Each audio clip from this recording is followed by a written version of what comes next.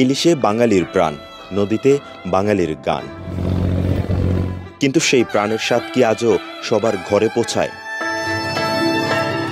ইলিশ শুধু খাবার নয়, বাঙালির সংস্কৃতি, আনন্দ আর নদীমাতৃক জীবনের এক অবিচ্ছেদ্য অংশ।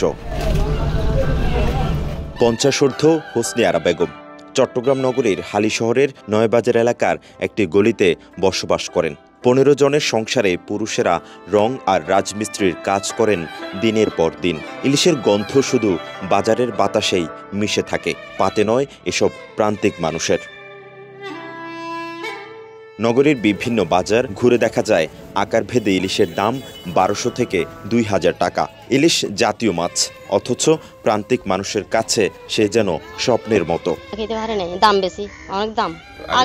আগে তো কাছে অস্তা দিনের কাছে, এখন দেখতে পারে না খাইতে, বারমিকে চলে যাচ্ছে কেমন খাবো হয়।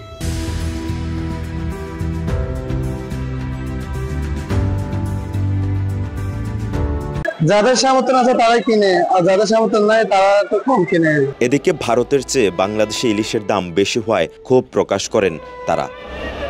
মাত্র চলে যাচ্ছে, এখন ইন্ডিয়া চলে যাচ্ছে, বিদেশে যাইতেছে। মাছ কিনে ব্যবসায়ীরা বেশিরভাগ মাছই ঢাকা চলে যায়।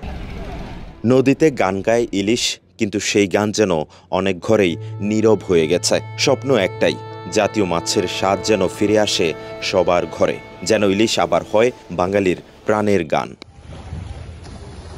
মেহরাজ হোসেন, কালের কণ্ঠ, চট্টগ্রাম।